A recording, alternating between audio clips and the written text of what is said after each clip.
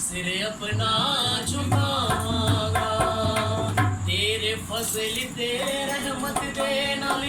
तेरे घर विच आवांगा तेरे फजल ते रहमत दे नाल तेरे घर विच आवांगा मैंने खास है गली दे सिर अपना झुकावांगा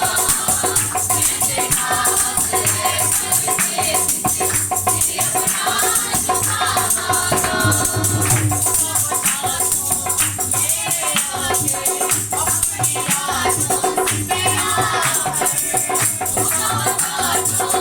मेरे आगे अपनी यादों